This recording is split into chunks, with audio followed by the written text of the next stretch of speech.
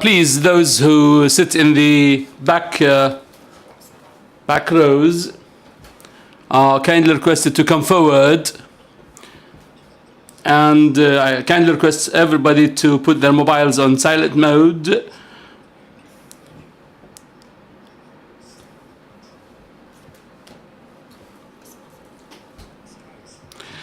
Your Excellencies, distinguished guests, Assalamu alaikum. His Excellency Dr. Jamal Sanad Al-Suwaidi, Director General of the Emirates Center for Strategic Studies and Research, welcomes this distinguished gathering and is proud of your attendance of this lecture entitled 2014 A European View. And this lecture is part of the series of lectures organized by the Center, in which we host outstanding figures in the fields of politics, economics, sociology, media, and security as part of our own celebrations of the 20th anniversary of the establishment of the Emirates Center for Strategic Studies. The different and various developments were reflected on the European Union and its future, starting from the economic and financial crisis and the sovereign debts of some European countries and the transformations in the Middle East, specifically some Arab countries like Tunisia, Libya, Egypt, and Syria, and the attitude of the European Union towards these transformations and their role in supporting stability in the region, in addition to the Iranian nuclear program and the role played by the EU in the present negotiations with the Iranian side, which started yesterday in its new round, and this will have its own influence on the Gulf-European relations and the role of Europe in the stability, enhancing stability and security in the Arab Gulf, and other international issues such as combating terror and fundamentalism, weapons of mass destruction, empowerment of women, eradication of poverty, and climate change and other things. It gives me the pleasure to welcome you all, to welcome on your behalf Dr. Javier Solana, who will present a detailed view of the European scene in 2014. Dr. Solana is one of the outstanding politicians in the international arena who played a vital role in building international relations at the global level for more than 2 decades, who was responsible for 2 important agencies that are international organizations, that is the NATO and the European Union. Solana was also the head of European Defense Agency, and he's a member of the Spanish chapter of the Club of Rome at NATO. He held position of the Secretary General from 1995 to 1999 at the EU. He has held several top positions, including Secretary General of the Council of the EU and the High Representative of the Common Foreign and Security Policy and the Secretary General of the Western European Union, WEU, and out of his experience, he offers unique perspectives on the most important international affairs, namely security, defense, international relations. Mr. Solana is President and Rafiq Chair and Rafiq Hariri, Professor at the ESAD Center for Global Economic and Geopolitics, and his previous positions included Distinguished Senior Fellow at Brookings Institute and the Chairman of the Aspen Institute in Spain. Mr. Solana is also a Fulbright Scholar at several U.S. universities and began his career as a public manager in 1977 in Spain, and between 1982 and 1996 he held a number of cabinet posts in the 4 governments headed by Philip González, including the Minister of Culture, Education and Science and Foreign Affairs, and the government spokesperson.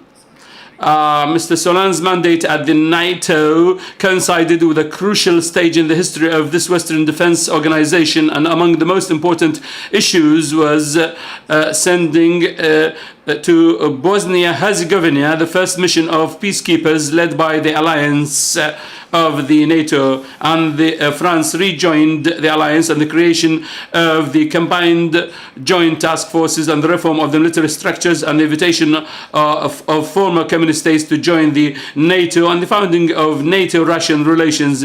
And in 1999, Solana left the NATO to become the Secretary General of the Council of the EU, and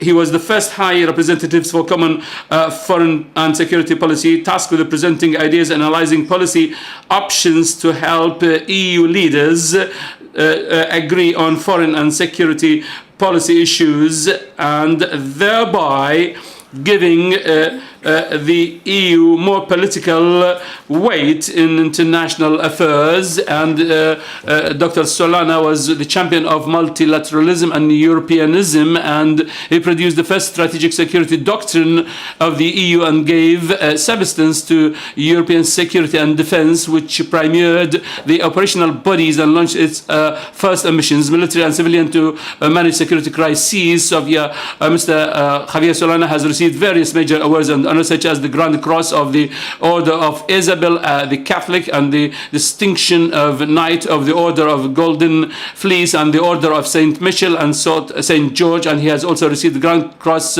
Order of Merit from the Federal Republic of Germany, and the Statements of the Year Award by the East-West Institute in New York, and the prestigious Charlemagne Prize. Today he continues his important work focusing on the development of a Spanish security strategy, and as a chair of leadership and democratic governance in ESADE.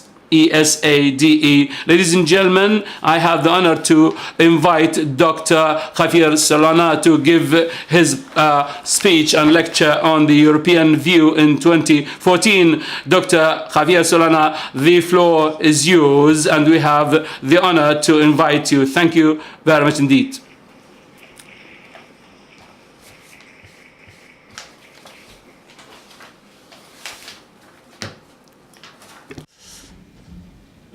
Thank you very much for your kind words.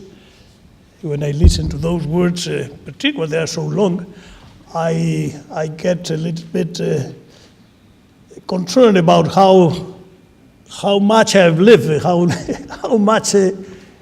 little is behind me, in front of me. Let me start by saying I'm very grateful for the invitation to come here, to come to this institution, in the moment in which you are celebrating the 20 years of age. It's a good date to celebrate, and in particular when you have done such a good job. It's the first time I am here, not the first time I am in your country. I've been many times in my life, but it's the first time I'm here invited in a moment as important as this one. But I've been impressed with the Institute, the building, the facilities. I've been impressed with the library and with all the activity that you have inside. So I want to congratulate you for these 20 years of age. I want to congratulate you and the founding father of this institute, the Crown Prince, because I think that's fundamental, that to have the vision of doing this 20 years ago, and doing it in a moment in which the world was very different than today. And it seems to me that it's very important that the region and this particular country do have a center of research in order to understand better the complicated world of today, and not only that, but to give inputs to the international community at this time in which we have to take some many difficult decisions, and everybody has to be heard. We are living in a global world.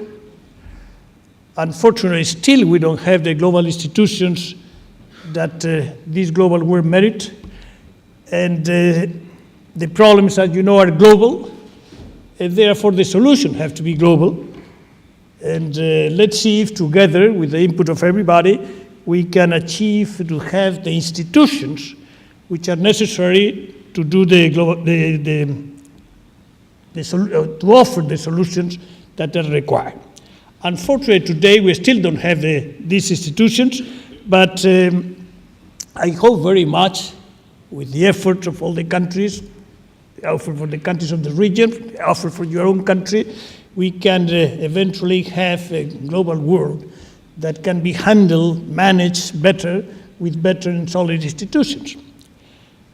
Well, thank you very much, therefore, for the invitation. I had the pleasure to spend a couple of hours with your foreign minister today and trying to analyze the complicated situation of the world of today. And when I say today, I say today, because today in the world have taken place many things that we didn't expect. Some are potentially good, some others are bad, and let's see how we can resolve them rapidly, with determination and with courage. Now, let me start by saying that the title of this conversation with you is Europe 2014, a vision from a European. Well, if a European has to talk about 2014, probably the first thing that comes to his mind is 1914.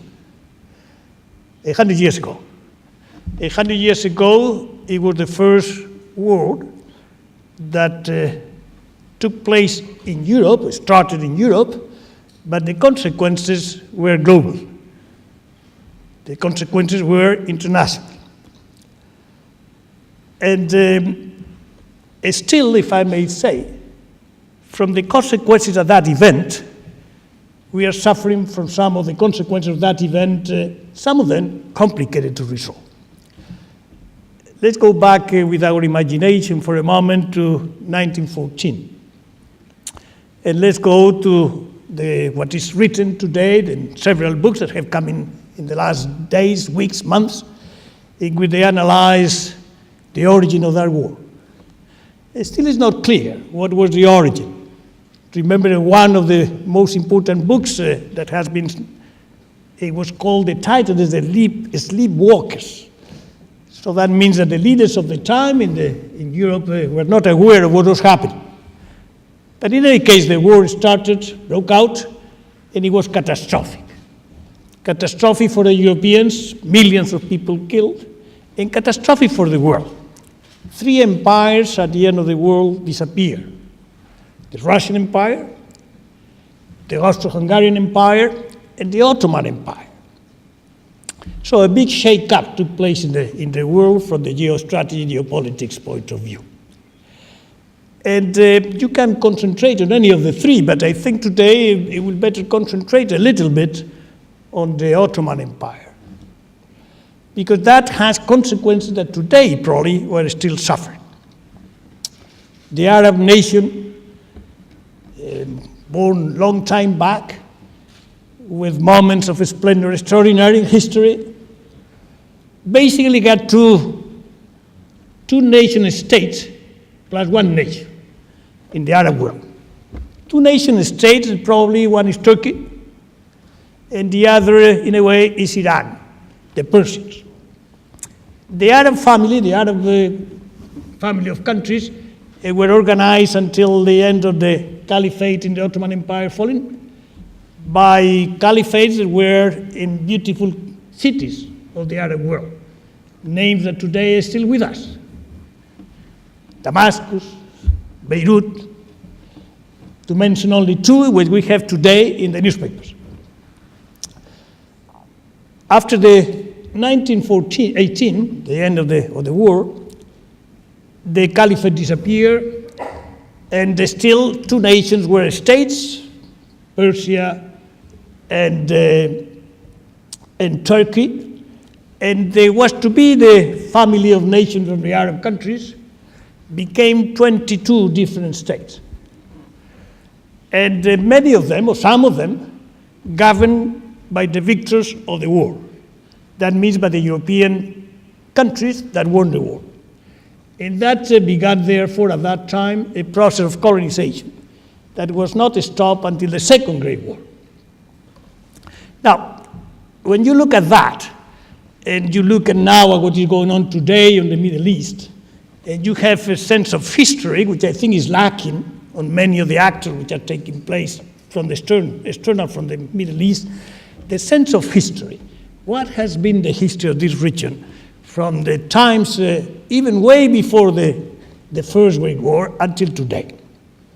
And if you understand that, you are better placed to help resolve the problems of today. Now, we take a look at the things which are taking place today in the region. There's no doubt that some are in the agenda of everybody today. Syria, Tunisia, Egypt, Iran. And if I can devote a little bit of time to these 4 topics, I think I will cover a good part of my talk. The European Union has been engaged with these countries for a long, long time. In 1992, we started the Euro-Mediterranean process that was born in Barcelona. I remember very well that because I was at that time foreign minister from my own country, from Spain, and in Barcelona took place the conference. So we have been engaged in the Mediterranean with the countries from the Arab world for a long, long time.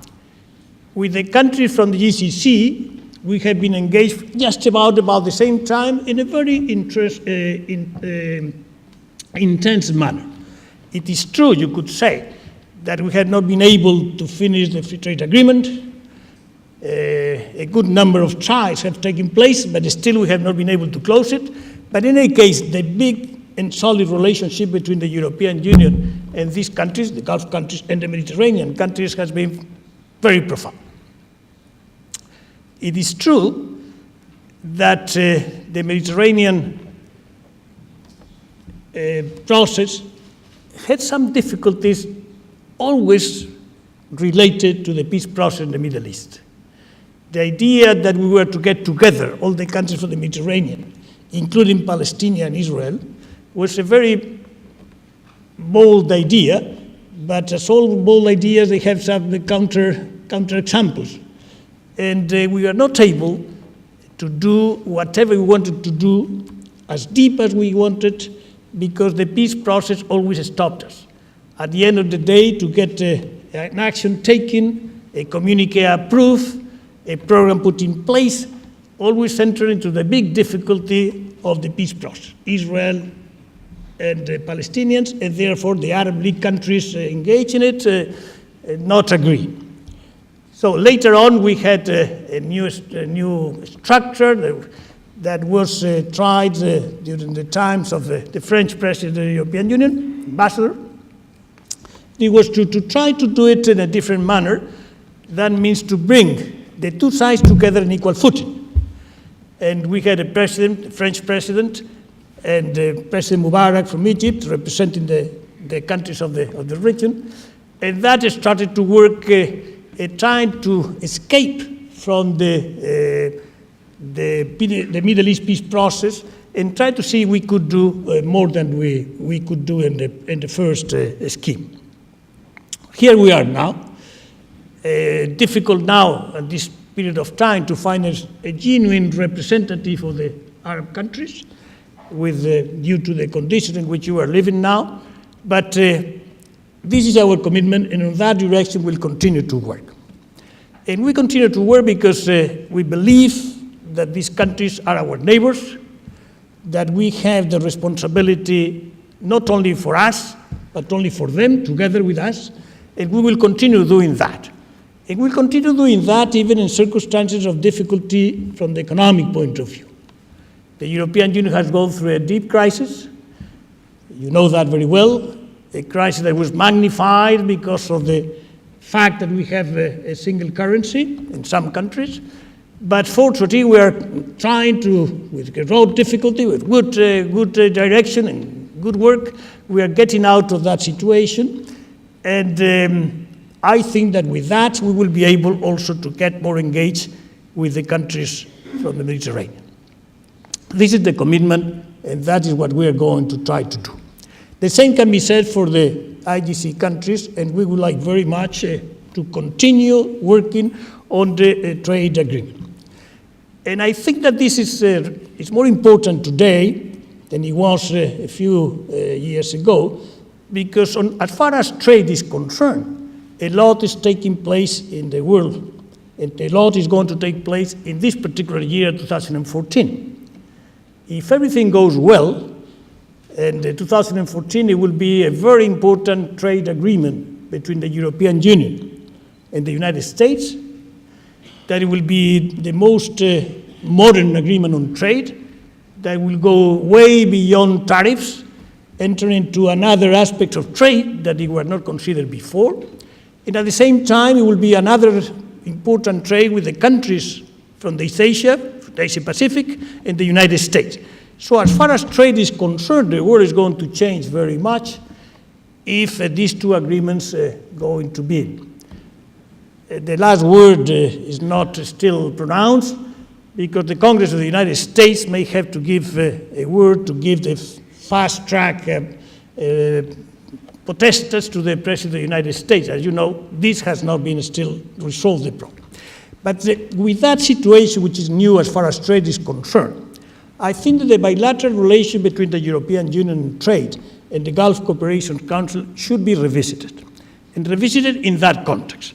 And therefore we are, the Commission, the European Union is ready to try to give a push in these new circumstances and see if we can finalize that agreement. But having said that, and taking a look to the region, I think that the events in Tunisia show that a transition from a dictatorship to a democracy can be done in an inclusive manner, can be done taking into consideration pluralism, and in a reasonable period of time. I was thinking this morning, when I was reading on the newspapers, in finding the events in Kiev, and looking at the events which are taking place still in Bosnia, and I took my own mind, my own memory back, and I remember how in 2004, I was in Kiev 10 years ago, at the time of the Orange Revolution. I don't know if you remember that. It was a dramatic moment, and 2004, and we solved it. And we solved it having in the same table the representative of the European Union, representative of Russia, at that time Prime Minister Nomirdin, and the representative from the parties in Ukraine. Okay, that was solved. That was 10 years ago. But remember that the transition of Ukraine and Bosnia started 25 years ago. 1989 was the falling of the Berlin Wall. 1999, one important process of democratization of countries in Europe took place, started. And it's fair to say that Ukraine and Bosnia-Herzegovina started that time, around that time. And 25 years ago, still we have in the newspapers. When we look at the transitions in the Arab countries to democracy, really has elapsed 3 years and a few months since it started in Tunisia in 2010. So we have to have a broader perspective when we look at process of transition towards democracy and recognizing the pluralism in the society. And if we don't do that, if we don't have the will to analyze that in that context, we will draw conclusions which are not appropriate to the facts. So I would like to share with you the idea that we need a strategic perseverance in order to get all these processes that have started in a manner much more difficult than it started in Eastern Europe, quotation. In Eastern Europe, the countries were taking off to the process coming from the same place, either being in the Warsaw Pact, in equal conditions, basically, or being part of the Soviet Union. And they knew where they wanted to land. They wanted to land in a political institution that was called the European Union. It's called the European Union. And as far as security is concerned, in another institution, which is NATO. If you take the Arab countries, which have started to do a process likewise, they have not all took off from the same parameters. The history was different. The type of regime was different. Some were monarchies, some were republics. But which is more important, the landing place was not clear. The landing place was not ready. It wasn't a place, an institution, a way of structuring the state that it could be taken by everybody on equal footing. That doesn't exist, or doesn't exist even today. And for the same token, it doesn't exist in a scheme of security, regional security that existed in the European Union. So, lesson from these three to my mind. One, that strategic patience is not about good to have. I think perseverance is a good word. Take pressure, put all the best will, put the best minds working in that direction, but do not fall because you don't obtain the end of the journey in a short period of time. It may need a longer period of time. The second lesson I think we have to take, and I would like to share with you, is that it's very important to have is political integration, structures of political integration. Or you can tell me, well, we have the Arab League. Well, the Arab League is not enough, to tell you the truth. I think you need something much more integrated than the Arab League politically, and that is when it's important to look at the history, because the Arabs were a nation. They were not a state, but they were a nation. And then they broke into different states, but it's the moment to see you can integrate a little bit more. And that is a good recommendation, as I will say later on, also for the East Asian Pacific. And the third lesson is that something has to be done in the direction of structures of security. I think that this sounds like a dream, and probably it's a dream. But without any doubt, talking to an important player, important country from the Gulf, I think to move into the direction of creating institutions of some kind that could represent the common interest on security, I think is a fundamental thing to do. Let me put it this way. I think that the world of today, the globalized world, I'm going to bring a metaphor from my all incarnations when I was a professor of theoretical physics. But I think that the world has to be more molecular than atomic. Atomic, nothing to do with bombs, atomic atoms. I think a world of 190 countries, more or less the same number of the elements that we have on the Earth, of the periodical chart of the elements, 190, oxygen, plutonium, etc., 190 more or less. So about the same number of countries that we have the United Nations.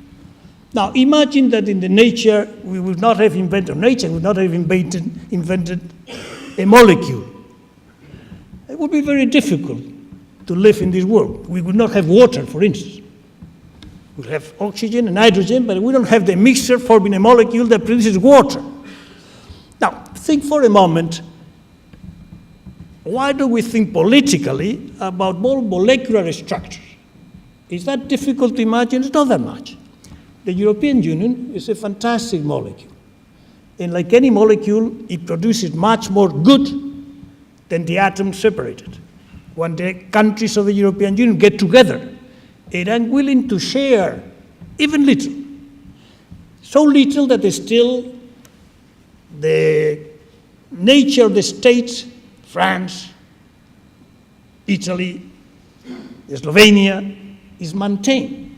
They lose something that they put in common with others, and that provides a tremendous capacity to do better for themselves and better for the world.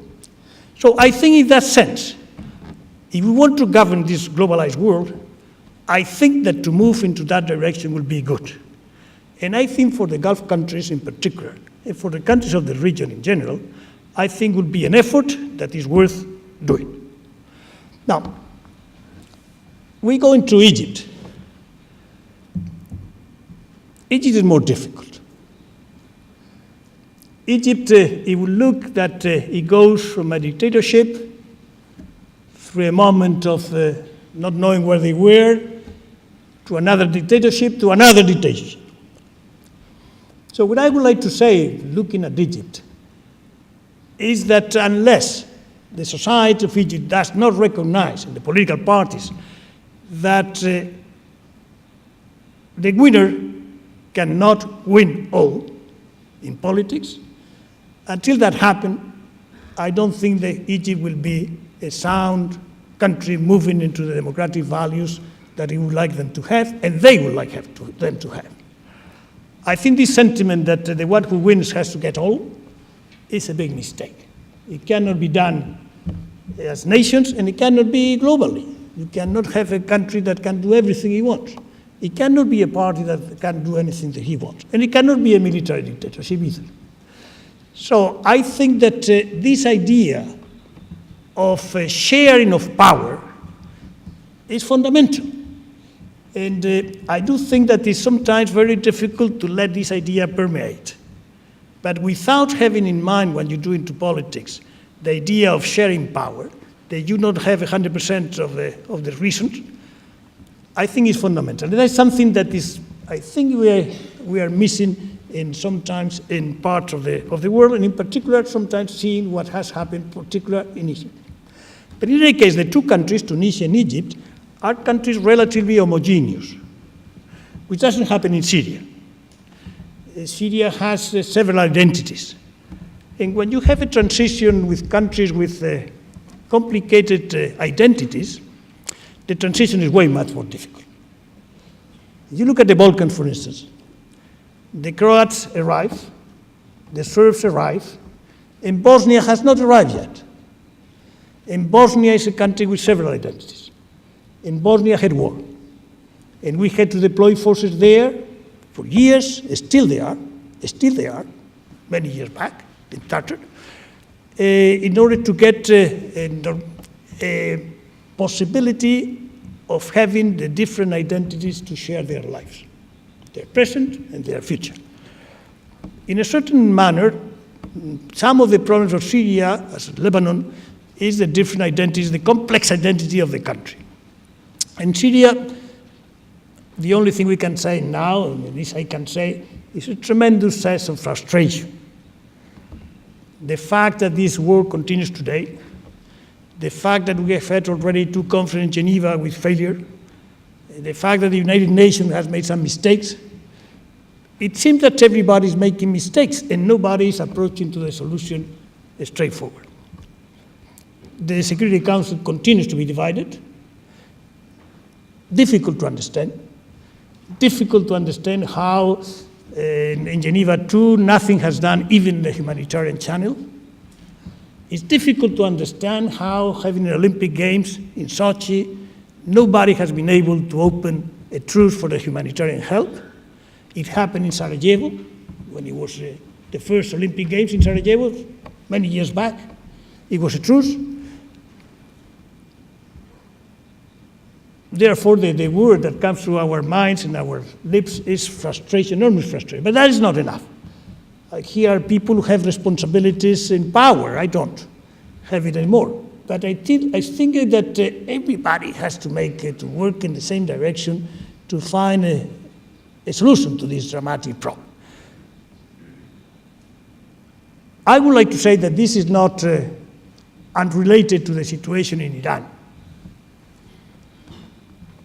I think that the solution of Iran, and the solution of Iran in the nuclear process, and the final solution of Syria, the final arrangement for Syria, are not unconnected. The members which are negotiating in both are basically the same. 5 permanent members of the Security Council in both. Both are negotiating more or less in Geneva, and both are negotiating in Vienna, yesterday, the day before yesterday, the day before. But in one, they behave in a disorganized manner, and in the other, for the moment, they continue to be organized with a common position. So I think that for some people who may think above, they have to look at this problem, the two problems, with some common eyes to see if we can find both at the same time, if not physically or timely, but at least with the same type of philosophy that will bring at the end a better Middle East. On Iran, I have been engaged since the year 2000, 2001, 2002, and in fact, I was engaged with, at the time, the National Secretary of the National Security Council of Iran, today the President Rouhani. And I have to tell you the truth, it's the only agreement, well, the only time that we get an agreement. At that time, we were negotiating only the Europeans. The Americans were not part of it, the Russians were not part of it, and the Chinese were not part of it. But we got an agreement. We got the additional protocol signed, and we got a pause in the centrifuge process. At that time, very few centrifuges. It was more the preliminary work for the yellow cake, etc., in order to provide for uranium oxide to be put into the centrifuge. So I think there was a good experience. It lasted very short. Ahmadinejad arrived to power. Rouhani was kicked out of the negotiation team, and Ali Larijani came to place. Ali Larijani today is the president of the parliament of Iran. We had the possibility at that time, in particular what we would call freeze for freeze, which was we stop putting more sanctions and you have to stop putting more centrifuge. And for a long time, for a couple of years, we were moving on that potential arrangement because, you know, was a failure. Well, the important thing comes after that, comes when the election took place in the month of August, the month of July, in Tehran, in Iran. I was called by President Rouhani to go into his inauguration. I decided to go. I had been some years without seeing each other, but when he called me and said, well, I would like you to be in my inauguration, I said, well, I go. And I go for one particular reason, for many, but one that was very specific of the electoral campaign. I was watching all the debates in television, and the way in which Rouhani handled the debate was very important for him to win. And it was very much, the second in particular, on the Iranian question, nuclear. And I was mentioned 3 or 4 times in the debate. And when he invited to go, I went. And I think I'm very happy that I went, because I had the opportunity to spend 3 days with the team, and I got the impression that something could be done, at least in a manner which not the final agreement, but at least it was the possibility of getting engaged with all the countries, in particular with the United States. And well, it was like that. Everything that he told me, it happened. Zarif was foreign minister. The dossier of the nuclear dossier went into the foreign minister instead of being at the Supreme Leaders Council, the negotiator. So all the things that they were said were right, and what was more important, were done. Now, the interim agreement, I think it's a good interim agreement. I know that not everybody is happy with it, but I think it's a good agreement. The problem is what we have today. And the meeting in Vienna, which I follow very closely, as you can imagine, they have not been a great success, nobody expected, but a little step has been covered. More than what we are saying now, because it's logical not to create expectations that cannot be met. But anyway, that brings me to to one thing that I would like to say here in this gathering. I think that having blamed the United Nations, having blamed everybody, Russia, the United States, etc., so we have blamed, suppose that we have blamed everybody for their own responsibilities. Let me not blame, but give an advice. I mean, I shouldn't give advices, but since I'm off, I don't have any office at this point in time, I'm going to deal with that. I think that Saudi Arabia and Iran do have to speak to each other. And they have to do it not an infinite length of time. They have to do it rapidly. I think that in that conversation, a lot of things can be clarified. Why do I say that? I have been at Davos in November, I'm sorry, in January, and we had the possibility to get the Foreign Minister Arif and the highest personality that was at Davos from Saudi Arabia, Prince Turkey. What I said was public, not the content, but just the picture was there. And we discussed that with a couple of people more in the gathering. And it seems to me that that is not an impossible objective. Foreign Minister Arif has been here. Foreign Minister Arif has been talking to your foreign minister long. It's true that they had not been able to have a trip to Saudi Arabia. I don't know who is to blame on that, but I think that whatever we can do to facilitate that, it should be done. So much for the a little view of the region, and to tell you that the European Union observes with great attention, not only observes, accompanies with great attention. They do not want to lead what cannot be led. It's for you to do it, for the countries of the region to do it, but to tell you that it's enormous desire of the European Union to continue helping our neighborhood, and in particular after the events that have taken place in the last years. So, being here to the Gulf countries, please take a step forward on the trade agreement. We will do it. Try to move in that direction. I was not long ago with the Secretary of the Gulf Cooperation Council. He is a good man, willing to do it, but it seems to me that that is a work that has to be finished. It will be very good for both, for the European Union and for the Gulf Cooperation Council. It will give you also a sense of unity on some issue which is important. You together do sign something with another grouping of countries like the European Union. Okay, having said that, it's not much that I would like to say, but I want to talk a little bit about the European Union and other regions of the world. And with this, I will try to finish. The European Union today has come out of, as I said before, from a deep economic crisis. Deep because we haven't suffered since the 1920s a crisis of this dimension. At that time, the European Union didn't exist. This time, the European Union exists, but further, not only the European Union exists, but the Eurozone was created. So that means that within the European Union was a monetary union.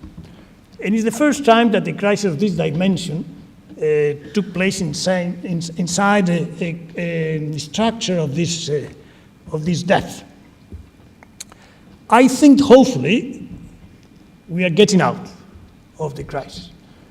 And when we get out of the crisis, we will recuperate economic muscle, and therefore will recuperate also political muscle and security muscle, which we have lost, not altogether, but we have lost to a certain extent. But I have to remember today that Libya, the French and the British acted, that today the French are active in several countries of the region, not today in the Mediterranean, but in Mali they were there, and now they are further south. So the muscle is still there, and the possibility of acting is still there. But it's true, and it can be said that we have not been as engaged in this period of time, in the last years, as we were before. But we will. And we will in all the domains. And I like to say that our neighborhood will continue to be a priority. And in the neighborhood, I put the Mediterranean, and I put also the eastern part of Europe. And as we have said at the beginning, and you will see in the newspapers, on the television today, still Ukraine is for us a very important problem that has no solution without some conversation, or more than a conversation, with the Russian. If we don't have any way of dealing with the Russian, it will be very difficult to resolve the problem of Ukraine. Now let me say a couple of things about the changes that have taken place on the world of energy, which is very important for us, the European Union also. The fact that in the last few years, the change in the offer of energy has changed so radically. The fact that in the United States, the process of fracking has come to fruition, at least at the beginning, has changed very much the context of energy in the world, and therefore the geopolitics also related to energy. This part of the world does not have, in the United States, a country that is willing to accept export of gas or oil. The United States today is practically autonomous or independent of foreign energy. That's a big change. It's a big change for you. It's a big change for us, because we don't have such an independence from energy, neither the Europeans. And if the price of energy for the United States is almost a third that will be for us, you can imagine the fantastic change on manufacturing prices that we can find in a few years. And that will mean the competitiveness of the European Union will fall behind the competitiveness of the United States in principle. Or at least there's a risk. And therefore, to take a fresh look at all the questions pertaining to energy is very fundamental. And for you also is very important, because you are exporting now fundamentally to countries which are in the other side of the world, in the Asian Pacific. China, India, and other countries of that region is where you export mainly. And that creates a relationship with those countries which is very profound. If you are the supplier of energy, you become a real good partner if you want to do it properly. And if at the same time you have the sense, as many of you do have, that maybe the United States and the European Union are withdrawing from this region, which in the case of the European Union is not true. I hope in the case of the Americas will not be true either. You may be in a situation of discomfort. I would like to tell you that, and on the side of the European Union, we like to give as much comfort as possible. I know that it's not enough, but I would like to give you that sentiment that we are with you. But I understand that you may have doubts about what is going to be the eventual position of the United States, that even if you have good statements, you can always think that at the end, interests are interests. And if the oil is not here where they're going to buy, it may be less attractive to the region. I don't think so, but I mean, it's fair that you have that concern. Now let me say what the other problem that we all have, which is the situation of China as a big power.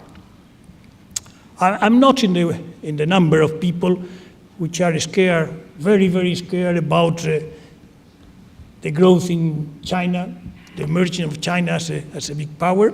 Today is already the first, after the European Union, trader in the world. Maybe in the foreseeable future, they may have the biggest economy in the world. For the first time, we will have an economy first in the world, which is not coming from the United States and from the European Union countries.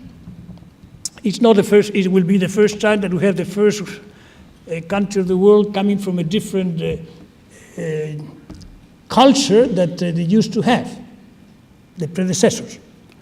But I think we have to face all these things with reality, and try to do it, or help to do it in a best manner to get stability in the way up. But again, let me compare to that region, also with the European Union, to draw some conclusions which are not very different from the ones I drew for the Middle East. The Second Great War finished, and in Europe finished in a manner that was very good for the Europeans and very good for the world. The reconciliation of France and Germany. That was so important for you, for the world in general, that the Europeans that in the 20th century were the cause of two terrible wars that became global, they became world, this is not going to happen again. So the best contribution that the Europeans together can do to stability in the world is to reconcile France with Germany. And that was done. And that was a fantastic achievement of sacrifices, of good understanding, of good vision, of great leadership, which it didn't happen in the East Pacific. Japan and China have not reconciled. And the problems that we have here in the world today that affect us, that's why I bring it to this question to discussion, because it affects the Europeans, it affects you, is the potential tensions in that part of the world. What is lacking there? It is lacking also the same thing that is lacking here. In the East Pacific, they don't have either structures of integration and structures of security. It is true that there is integration. It's integration in the ASEAN countries that have a system which is, in the way, the first steps of the European Union, the ASEAN countries. But still, they have to lead or to tackle two big powers. The integration cannot be done if they start only by the smaller countries. The big countries have to be engaged in that operation.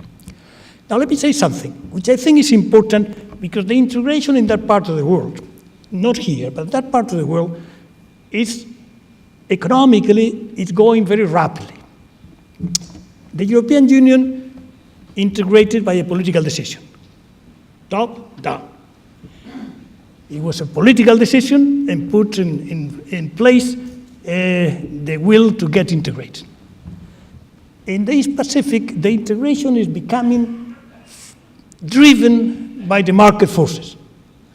No political decision is done in the direction of integration. It's driven by the forces of the market. And I'll give you figures. The level of integration in trade that the European Union has is about 65%. Intra-trade is about 65%, driven by a political decision. In the East Asia Pacific, the integration today in trade is 43%. It's not 10, it's not 20, it's not 50, but it's moving in that direction of 50. So when the forces of the market oblige you to integrate, you have a platform where to do a little bit more of political integration. And the same can be said, because it will be problem of security that will help to create the need to have a deeper integration. So, with this I finish. I'd like to bring the three reflections. One, the European Union is committed. The European Union doesn't have the recipe to solve the problems of the rest of the world, and we are not going to do that. But I think we can offer some little things, both for the Middle East and both for the Asian Pacific, which are different, but at this point in time is probably the more controversial as far as security concerned in the world. And those advice or those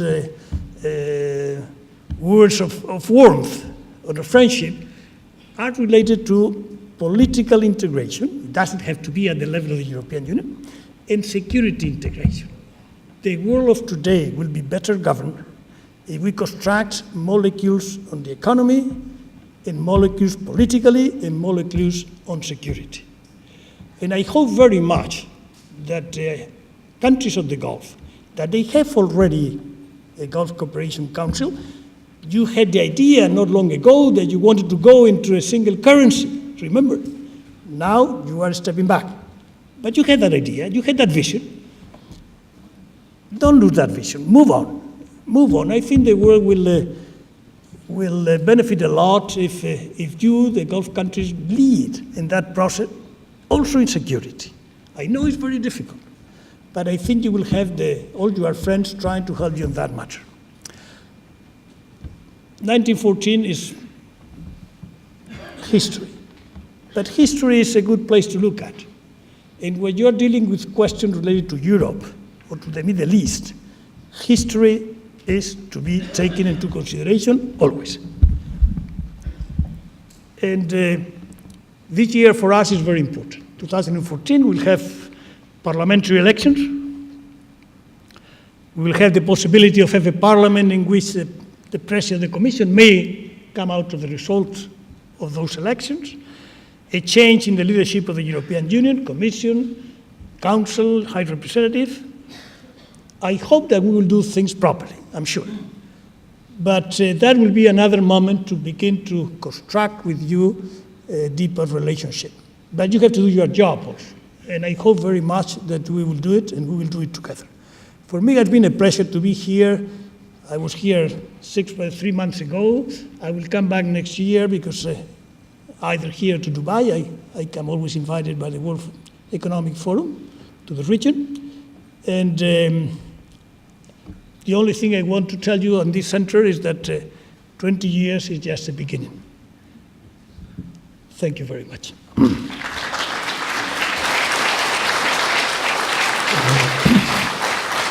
Thank you, Your Excellency, Dr. Javier Solana, for this interesting lecture. Thank you.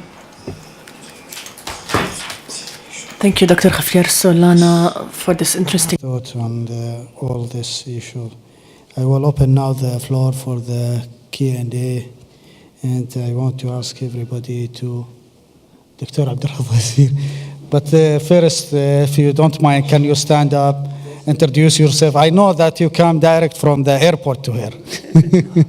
Shukran. Thank you, Sir Abdulrazak Siri from Kuwait University.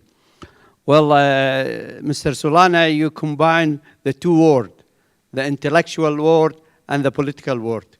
You are a molecular of a special kind, to borrow your term. You've said the dues for the GCC in relative relationship with the experience of EU.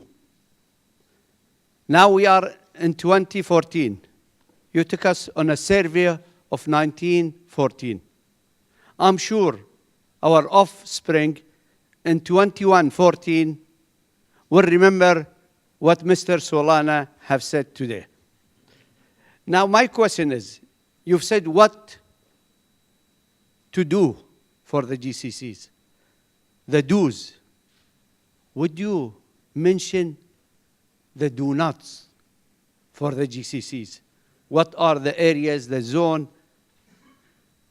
the issues that cannot tackle and should not tackle in order to reach a sort of a closer to the EU model? Thank you very much, sir. And thank you for Center for having these lectures. Thank you. Well, I don't want to say anything that you shouldn't do. It's up to you what you want to do it, and also what you don't want to do. And I will not give any advice on what not to do. I think what you have to do is what you are doing, in particular in this country and yours. The problem of the Middle East, one of the problems of the Arabs and the countries of the Gulf, is demography. Demography is going to be a big problem. Young people that have to be educated, etc., etc., etc. And the statistics are there, to show that it's going to be an important problem, education. I will try to tell you that to have institutions of education and the capacity to educate your people is fundamental. I mean, I know that you have an enormous amount of money to send them away to educate, to be educated. But think about it.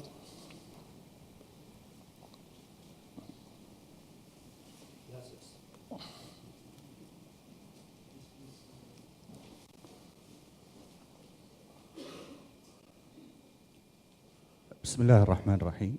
In the name of God Almighty, the most gracious, the most merciful. Allow me, Mr. Solana, I will speak my questions in the Arabic language.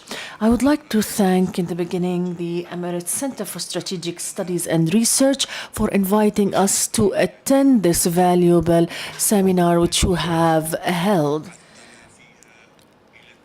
You brought us back to history, and you have reminded us of the World War I and World War II, in addition to Bosnia and Herzegovina. In these wars, definitely millions of people have died, and thousands have died in the war in Bosnia and Herzegovina. My questions are three. They are the following. The first question, what is going on in Syria of daily deaths, where the numbers of the dead have reached thousands? Do you see, being one of the officials of the European Union of the foreign policy, that there is a hope to solve this problem, and at the same time there is a kind of American interference or withdrawal to solve this problem, and the emergence of a main player, which is the Russian player on the arena? My second question talks about the Palestinian issue. We are seeing at these moments that Foreign Minister John Kerry has offered some of the ideas to try to find a solution for the Palestinian cause.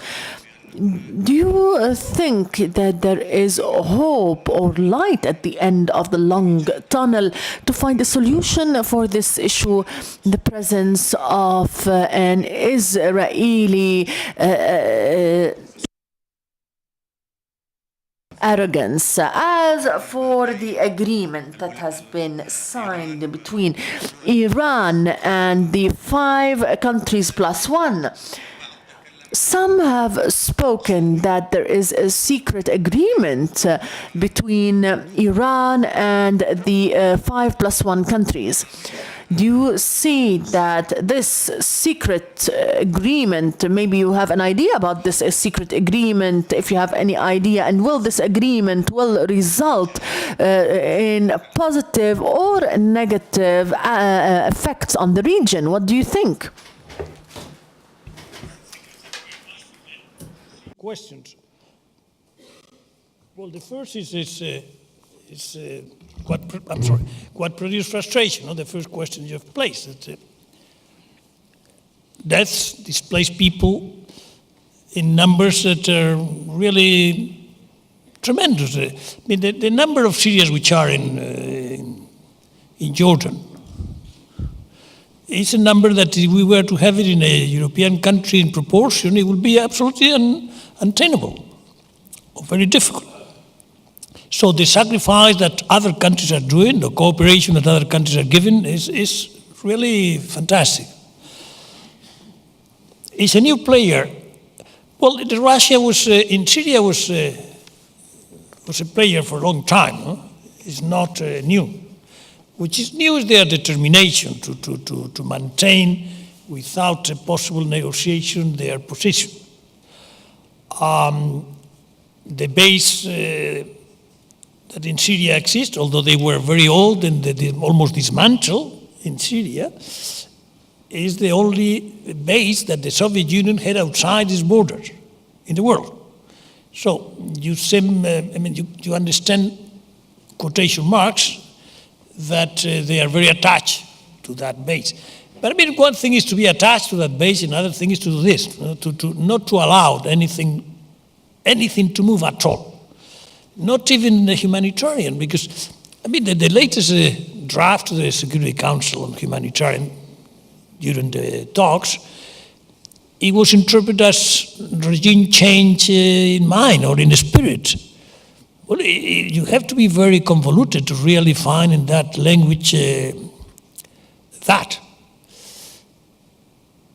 For the same token, I was writing to President Putin the other day in public, and I have a letter in the with other people in the Financial Times, with the truce during the Olympic Games. President Putin has amnesty Zorosky, the prisoner that was in jail, in order to go cleaner to the Sochi. The two singers, the two lady singers, was freed, and today they are back, I think, taken back in. But anyway, it was gestures to go to the games in better conditions. Now, a gesture on Syria, an important gesture on Syria, for instance, on a truce, something humanitarian during the negotiations continue, has been impossible to achieve, to obtain. So that is where the pessimism comes, the frustration comes. The chemical weapons was good, was important, but I think distracted a little bit from the main objective was peace. Although it should be done and should be finished, because it hasn't been finished yet.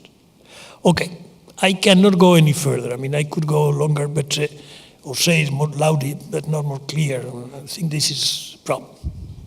Now, the second, the Palestinian issue. I start by the end. I don't know exactly what Secretary Kerry is in the pocket. I do not know it. And that's a big problem. Nobody knows it. Maybe the solution. But for the moment, it's a problem because you don't know how to help. Maybe they don't need it. You talk to him and he doesn't spell out much. You talk to Martin Indyk, which is the only person which is close to him. Martin Indyk knows the problem, the process very well, has been ambassador twice in Israel, etc., etc.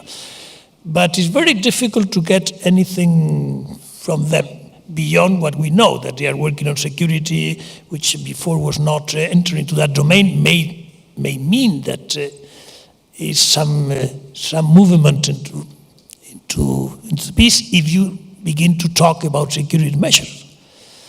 But I cannot say much more.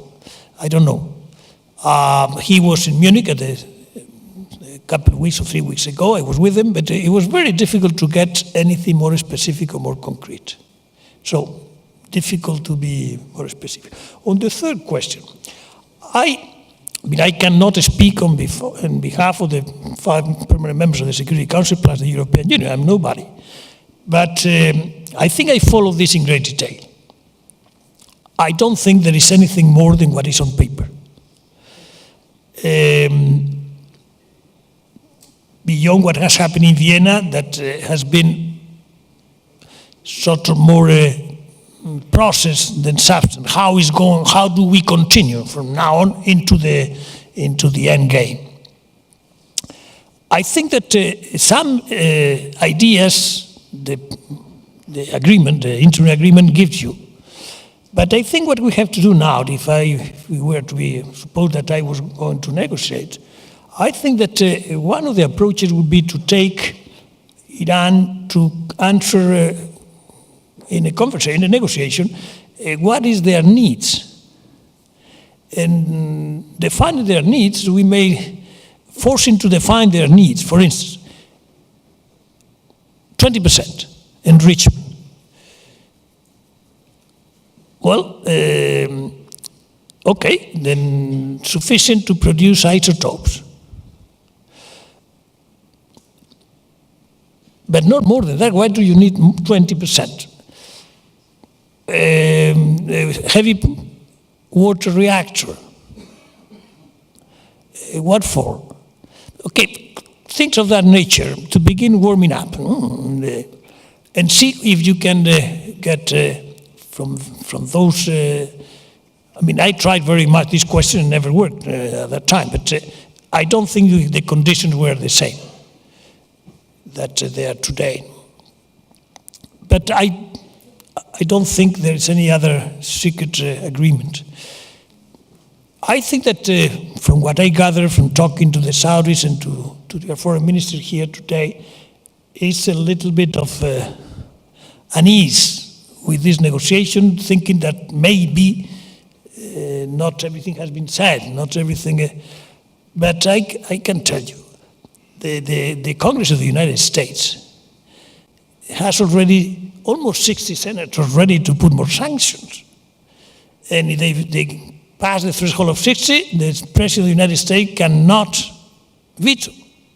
And he cannot veto, the conversations go into pieces, broken. So there's nothing that that the Congress of the United States is going to accept, which is not sufficiently clear. So you are a little bit uncomfortable. Take some comfort sometimes on this Congress of the United States, if you wish.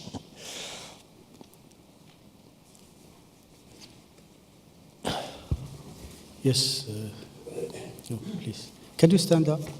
Yes, that I can see you.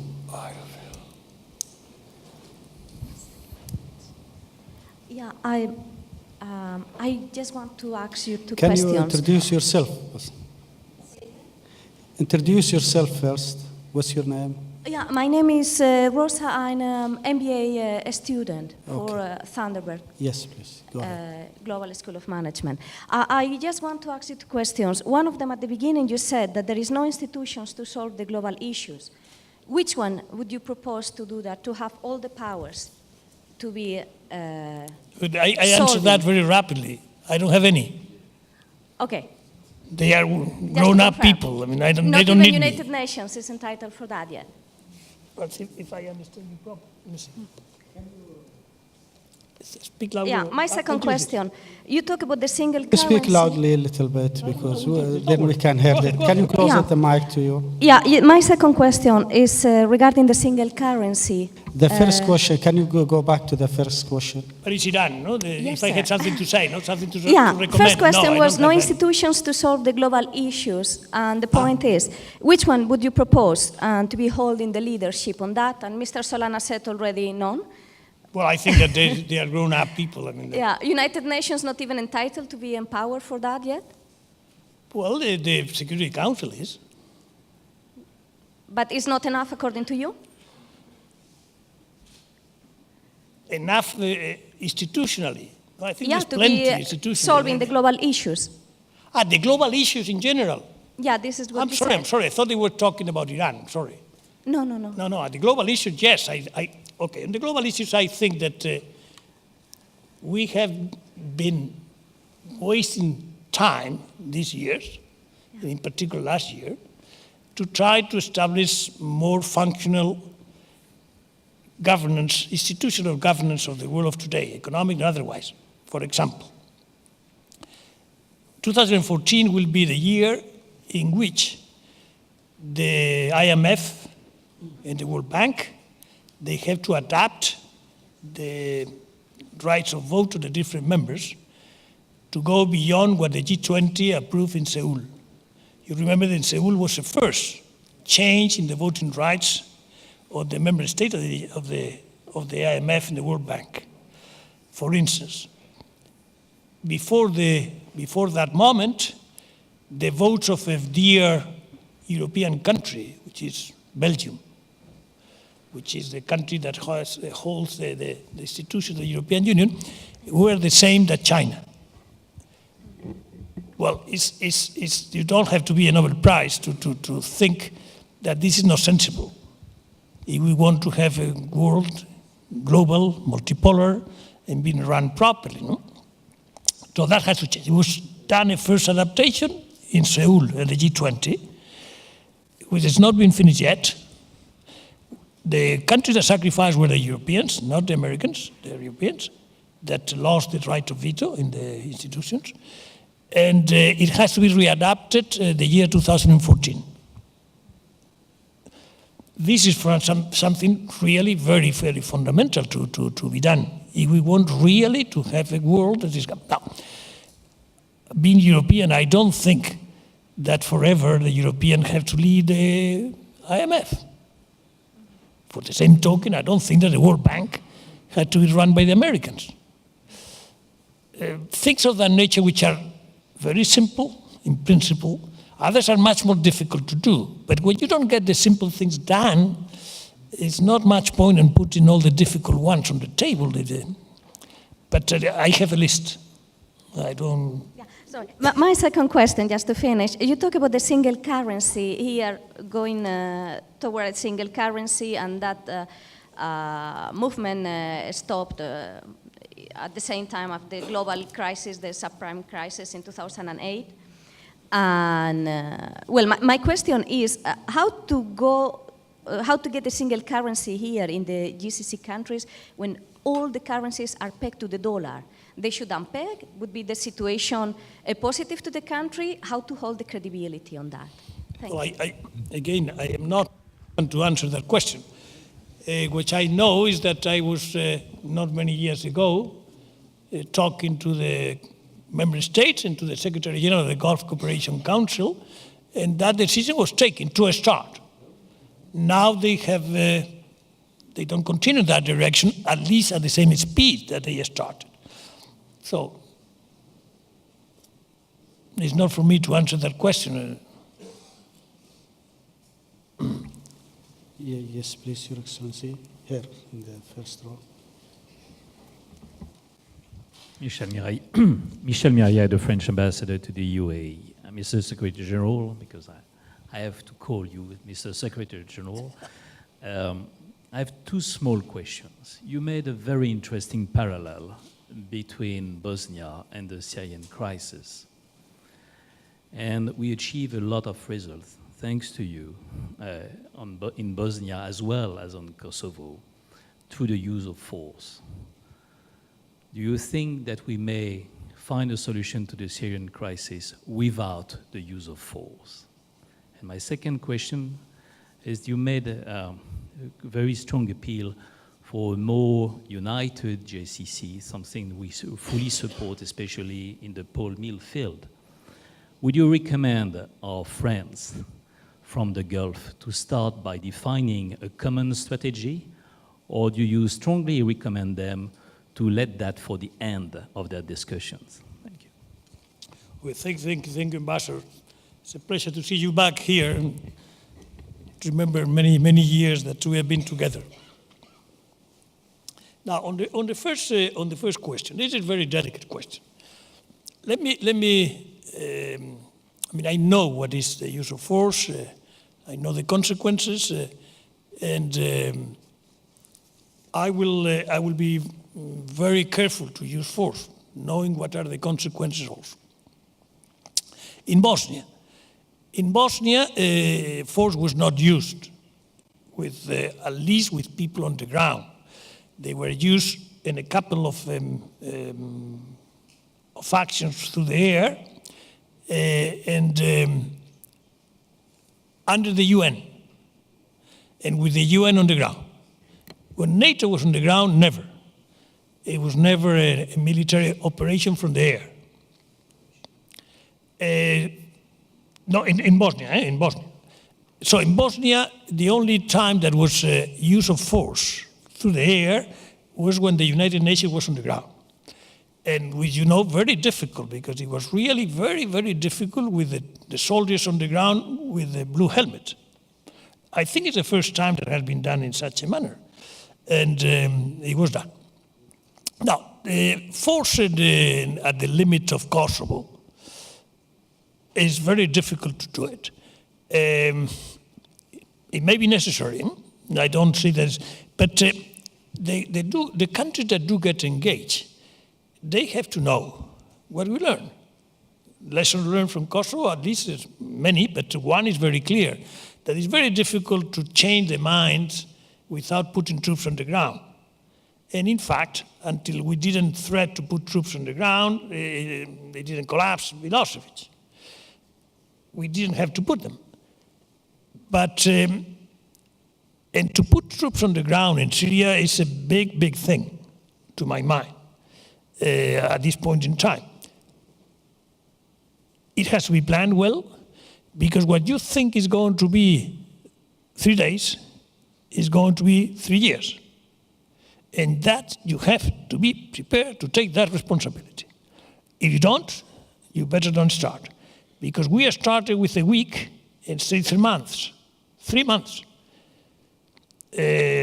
Without troops on the ground. But you get troops on the ground, you get entangled, and today we don't have NATO troops in Bosnia, but we still have some presence of military in Bosnia. Very few, very little, basically policemen, but still there are people on the ground. So I am not against. What I want to say clearly that the decision has to be a decision fully, and knowing that you may get entangled for a long period of time. So you need to have the appetite in your society to also allow you to do it. This is a democratic decision. Otherwise, you are playing again, cheating again with what to do a little bit. But I really don't know how to do it really.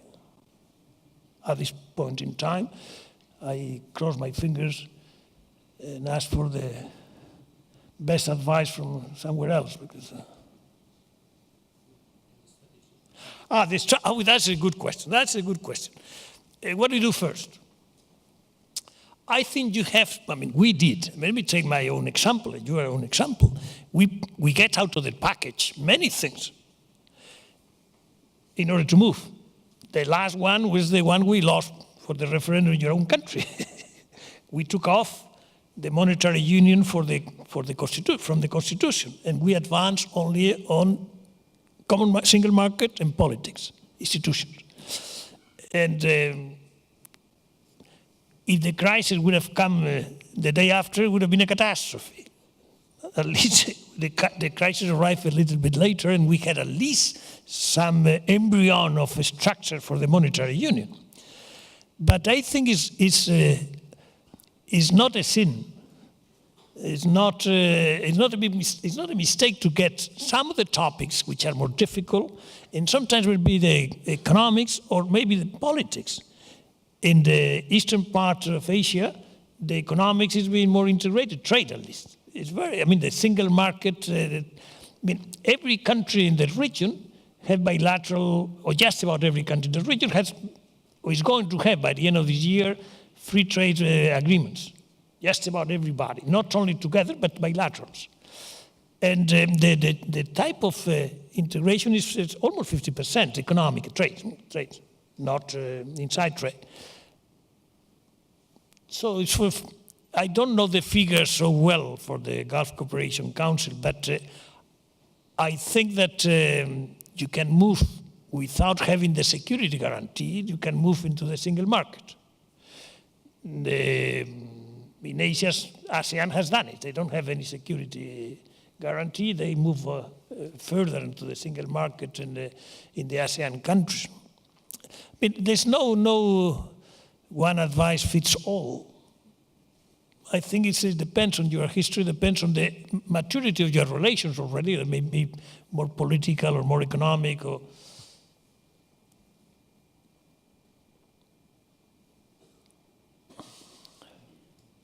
Yes. Yes, please.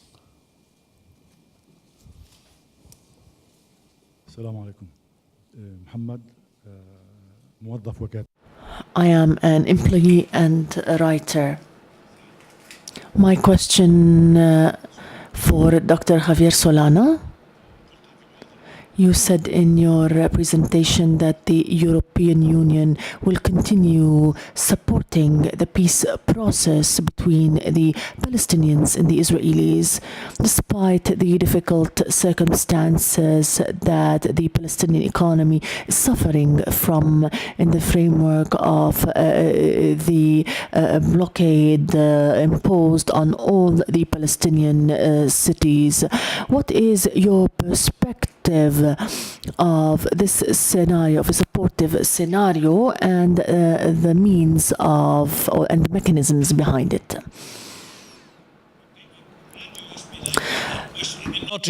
I'm not in office, so I don't know exactly all the latest developments on trade.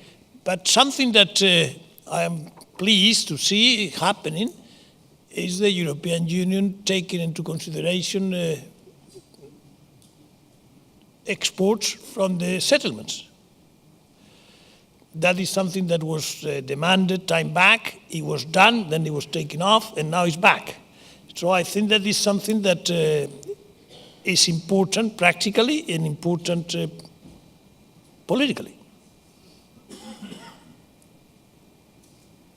Okay?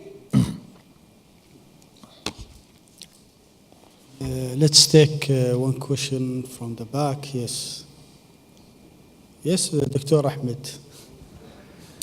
Thank you very much indeed for your insightful lecture, and welcome to UAE and to our esteemed center, ECSSR. My name is Ahmed Shikara from ECSSR. My question is that you mentioned that it should be or about time to move towards trade agreement between GCC and the European Union, which has been hampered for a long time, actually. What is, in your opinion, the trade-off should be done in this aspect between GCC and Europe? What Europe should give and what GCC should give so that they could reach a common ground? This is one question. The second question related to this issue, on the overall economic picture, the European Union has produced a document for 2020 stating that dependence on oil and on gas and coal threatens economic security. I want to know your opinion in that, taking into account that Europe will be self-sufficient in non-fossil energy, which is renewable energy actually, by 2020. Thank you very much. Okay, two questions on the GCC, the European Union. At this very moment, I don't know how the negotiations are. Nothing has happened in the last 6 months or something, almost a year. No? I think you have, if I were in place, I think you have to stop and take a fresh look. I mean, this is a negotiator that comes from some time back. A lot of things have taken place, and a lot of things are going to take place. Now, the European Union has to get now prepared to negotiate with other countries, in particular the United States, a trade agreement that go beyond tariffs, well beyond tariffs. Tariff is a minor problem. That is going to be very important, and it's something that it has to be also considered by our bilateral relations, how to go way beyond tariffs. One problem you have is that the financial sector, for instance, that for the GCC is a complicated issue, but this is a fundamental issue for us, no? As you can imagine. No? So I think the realities of the world, if these two agreements, big agreements, are signed, it will be very different, the relations between parts of that big thing and others. So we better get to think of today, but also about tomorrow. And the financial sector is absolutely inexorable. That something has to be done in the financial sector. Services in general. Procurement, state procurement. Tricky issue, but it has to be done. Something has to be done there. But the financial sector, I think, is very important to move.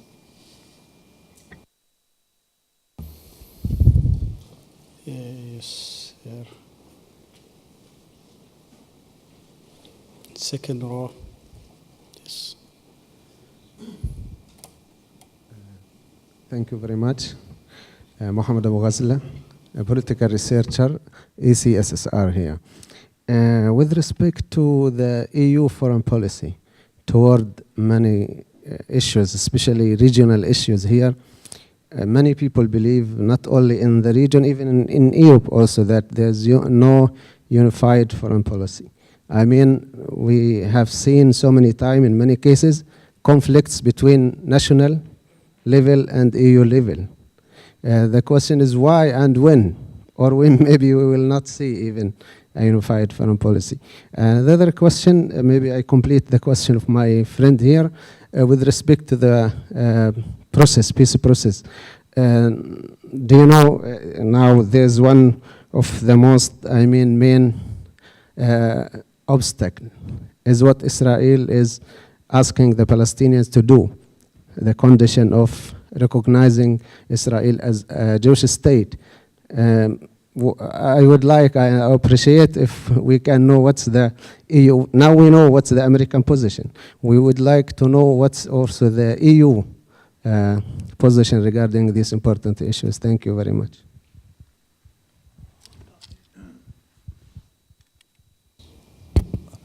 On the first question, I think that the European Union never has said, because they cannot say it, that they will have a single foreign policy. Never.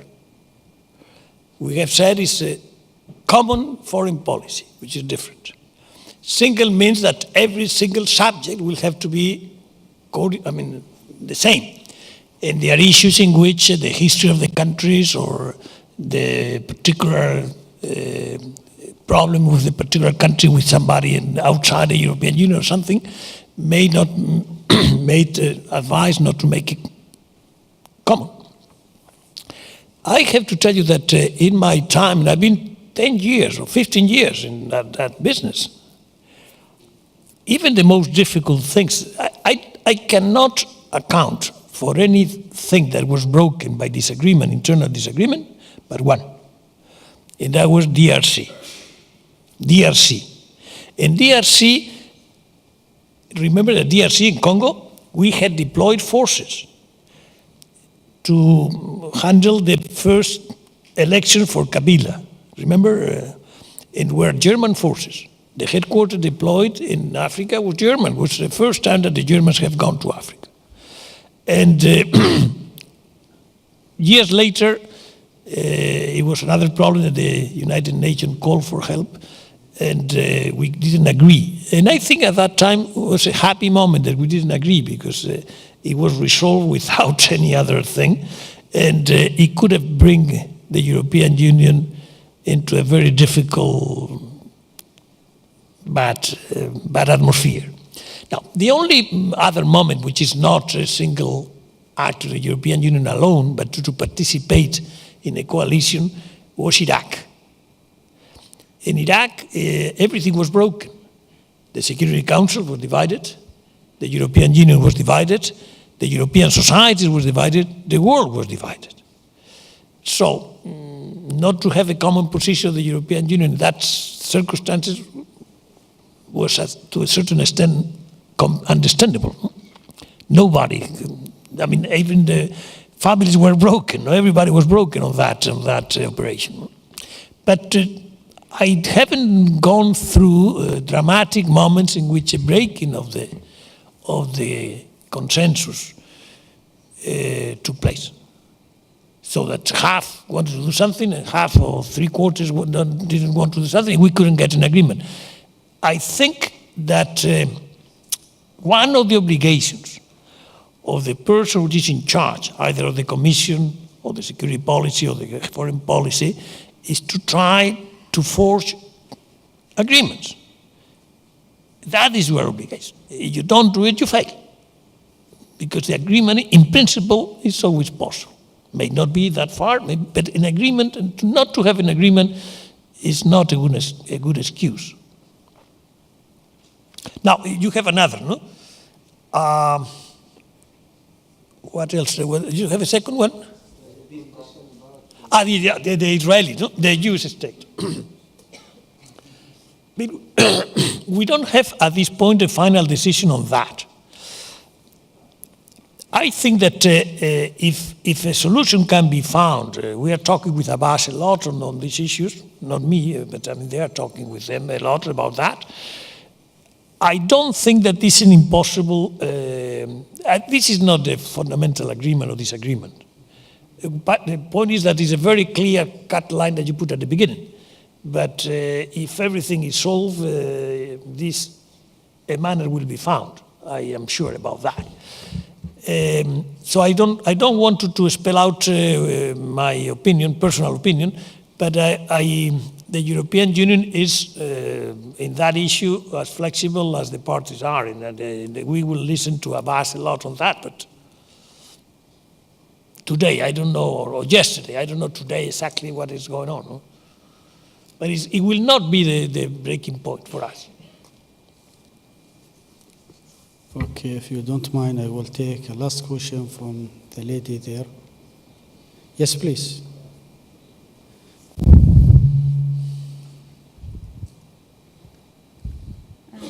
السلام عليكم ورحمة الله وبركاته. آمنة مؤسسة حكومية.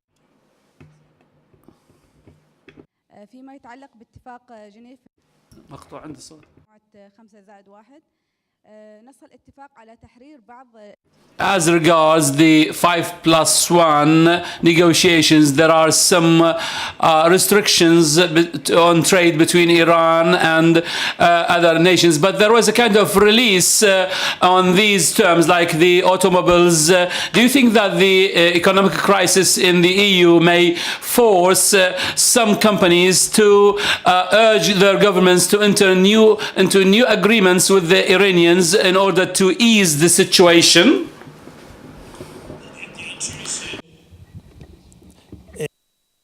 It may be demands from companies, but members of the European Union have been rock solid on an agreement on Iran. And I don't think that that rock solid agreement is going to be broken. One thing that could happen, and I don't know why I say this, I will lament to have said it, but I started, I will finish. One thing that may happen is the opposite, is that if the Americans cannot go in a certain direction because of the Congress, and it's necessary to do it, we may be able to do it ourselves first. But that will be within the package of the agreement between the 5 plus Europe, not separately. So the agreement among the P5 plus the European Union is very solid in that sense. Thank you, Your Excellency, Dr. Javier Solana. We come to the end of this lectures. بس الأخوان في هناك أهداف. Usually at the center we have some publications, and one of them is a book to be distributed and written by the Director General. Thank you, Dr. Solana, for your invaluable presentation and lecture, and thank you for your active participation. And now I invite you to attend the next lecture next week on the 26th of February by His Excellency Dr. Nabil Al-Arabi, the Secretary General of the Arab League, entitled The Future of the Arab Joint Work. And I now invite you to the buffet to have dinner in its new location, and you can follow the signboards here. Wishing you a very good night. Thank you.